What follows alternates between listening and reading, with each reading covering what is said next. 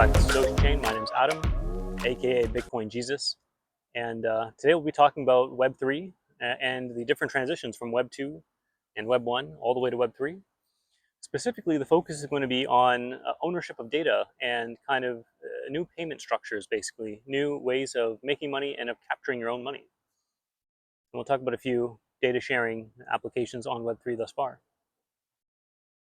So I'll start by saying that the main proposition for Web3 as it is, a slang, a buzzword, jargon, is that you own your data.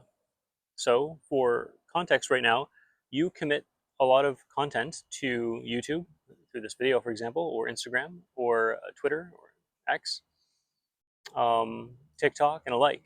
And you can maybe profit off that, but maybe not. You might submit videos or audio content to SoundCloud and to Spotify. And again, you might benefit from that or not. But whenever you do submit your content, you give up the right to that content. You sign the agreements on YouTube. You've given up your right as to how you can monetize that content. This could be a big problem depending on where you are and what you're trying to do. Web3, on the other hand, adds friction to the experience, but by doing so allows you to have much more better control over the content that you create and the payment structure for that, or the profit taking. So we'll talk about a few movements through the web, and we'll elaborate more on that. Web 1 is probably around the early 90s and the beginning of the internet story. So from the commercial internet, the average use of the internet from the mid 80s all the way through to probably around the early 2000s. This is kind of phase one of the web. The web is much more about content that is generally not created by the consumers of the content. So usually you will go onto forums, you'll just type certain things out there. This is not advanced visual or graphical content. It's usually the content is basic images, directories, like replacing the yellow book or the phone book with, or the yellow pages, I should say, with a website that does much the same.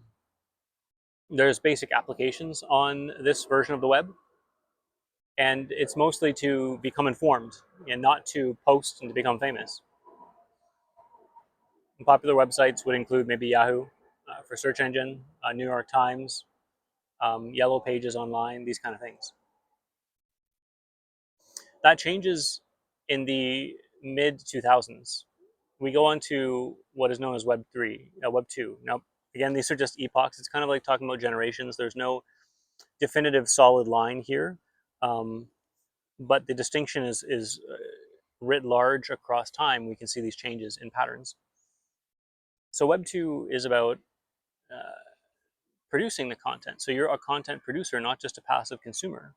We're uploading videos. This is when Facebook became popular. Twitter became a thing. Eventually, TikTok would supersede some of these applications, Instagram. You're actually using the web in a more interactive way. You have mobile applications coming about, which facilitated this transition. You have high quality cameras now. You've got microphones everywhere. You've got people who are generating content and, of course, monetizing off of that content. But the monetization is not perfect. And we're transitioning to potentially a Web3 world. Now, before we get to the Web3 world, there's something to talk about when it comes to the fundamental technology. I talked about how mobile technology enabled Web 2. It enabled everyone to capture content everywhere. Everyone was a photographer in a very short period of time, right? Everyone had a camera and then eventually a fairly high quality camera within the span of 2 decades. It all happened very quickly, and it invited a lot of change. Obviously, with mobile data, which became more usable in the early 2010s, and then the advanced mobile data that we have now, including 4G and then eventually 5G, enables even more developments, and mobile applications became a thing as well. All of this is improvement, and the web has become a much better place overall in terms of user experience. Maybe not in terms of privacy or data, so we'll talk about. All the time we were getting free services. So Facebook was free, Instagram is free. All of these things are free, and they do cost money. I mean, people don't think about this. They have to store the data somewhere on servers. They have to have up to very high up uptime quality. They have to develop the software and debug it and user test it and make it secure and pay for security as well. These are huge, huge costs actually, but they're able to recoup that cost by collecting your data. So as opposed to in the 90s, the main source of collecting data on people you would advertise to is through the TV, is through polling, going house to house, asking questions, trying to understand who lives in the household and what kind of channels they're watching and how much they're watching. And it gives you a partial view on the person that you are then writing and selling commercials to. So for marketing purposes, although TV obviously made a lot of money back in its heyday, kind of like syndicated TV and primetime TV and sitcoms and such, that era is over now. And we've instead transitioned to a place where advertisers can make a lot more money, and they can be much more specific with their funds. At the same time, it's a place where consumers generally have more choice in terms of what they're going to watch, when they're going to watch it, and how they're going to watch it. So there's been general improvements, but one of the changes has been that the services are either free, but they're extorting your data, or they are paywalled. You can think of Netflix or Disney Plus or Hulu or the like, and they require a subscription fee. Moving over to the free version, which is really what we want to talk about and where Web3 really shines. You are the product. So you probably heard the phrase that if you don't know it's a free service, you don't know who the product is or who the kind of consumer is, it's actually you. Like you are the product that's being sold. Um, and you're being sold to advertisers. So they're collecting data about you, your browsing history, maybe your job history, your name, your date of birth, who you're connected to, what you're liking on these various platforms, what retains your attention for the longest period of time, what your income level is, where you've moved to and where you were born. All this information can now be used to build out profiles of different types of consumers, to understand these consumers better, and then to A/B test. That is to test multiple permutations of a marketing campaign to see what sticks most well with the target consumer that they're trying to sell to. So this data gives you a level of granularity that's unheard of. And then also the streams now, the advertising stream is much more granular as well, because you can choose to show up on Google Ads, or you can choose to show up in a YouTube video, or in between someone swiping on Instagram. There's a bunch of different methodologies you can use, and you can really filter down per dollar I'm paying which eyeballs are seeing this content. So in a way, Web 2 has been fantastic. I've obviously enjoyed my use of it and benefited greatly, and a lot of people have. And I think for many of these services, although it's disturbing how the data is being consumed, most people will say most of the time that they don't want to have more friction. They don't have to pay for an account. They don't have to have a subscription fee. They just want to go online, use things, upload photos, and kind of not give not give heed to or care about what's actually happening with their data, or how these companies are free. And not only how these companies are their products are free to use, but these companies seem to be making a lot of money while they're doing it, again, through your data, building profiles of you, tracking you, and loss of anonymity. So from that space, then we go to Web3. Web3 adds friction. It adds monetary friction. It actually says that instead of the database being seamless and centralized and easy to read and write to, we're going to introduce a database that is hard to write to. We're going to introduce ownership, data ownership. You are going to own your tokens. You're going to own your NFTs. You're going to own your music. You're going to own your art. You're going to own your content. You're going to own your video. But not only are you going to own it, but you can withdraw it from these platforms at any time.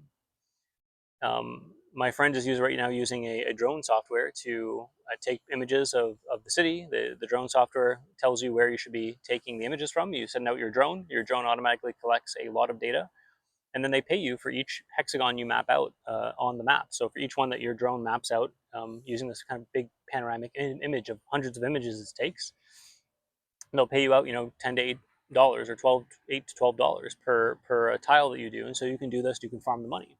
But what's actually happening there is now you are generating content in the form of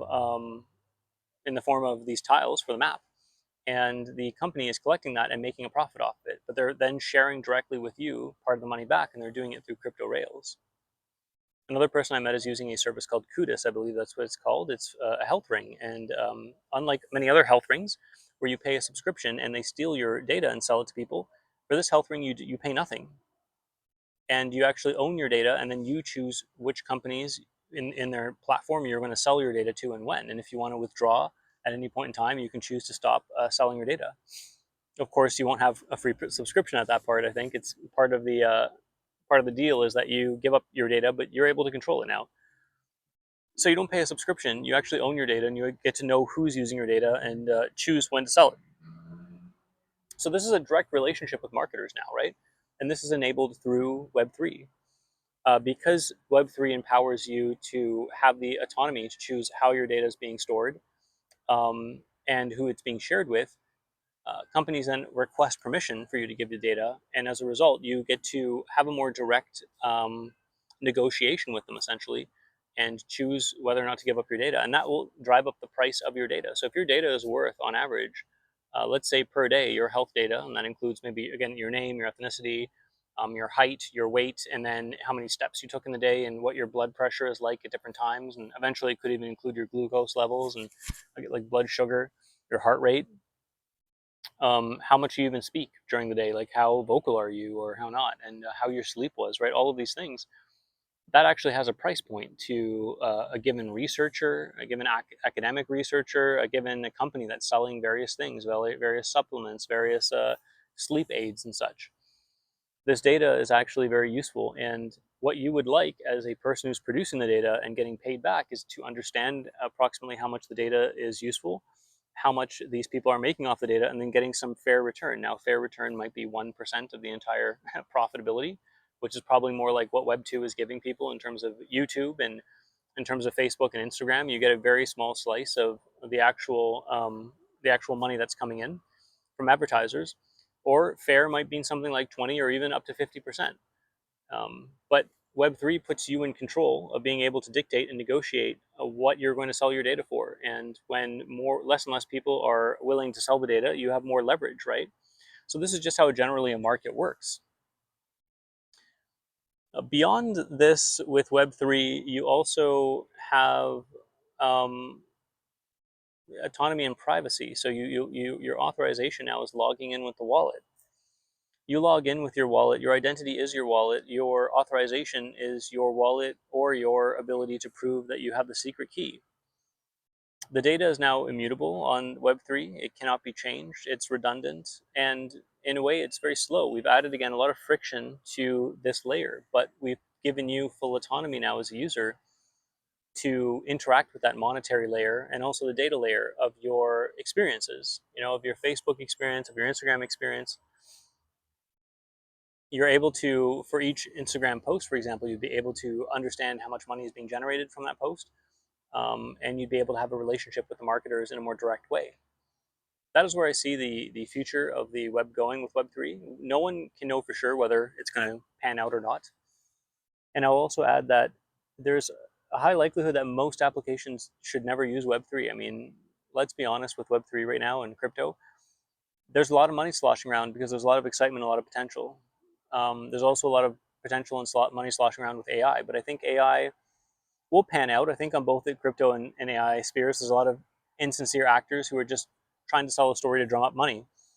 I have no shade there, no hate. That's the game, as it were. But at the same time, we've got to appreciate that most of the technology will lead nowhere, and most of the promises are empty. With crypto and Web3, most of the promises that are being made, because there's a multitude of promises being made, most of them will be false. They'll be rug pulls, if straight out rug pulls or scams, but most of them will never pan out.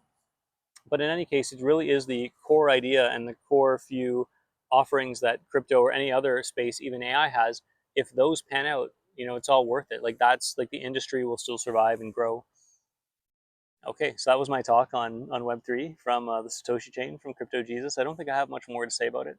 Hopefully these videos are interesting and relaxing. It helps me explain some of the ideas and concepts that I'm interested in and passionate about, and gives me a chance to get outside during this nice weather. Take care, and I will talk to you soon. Bye now.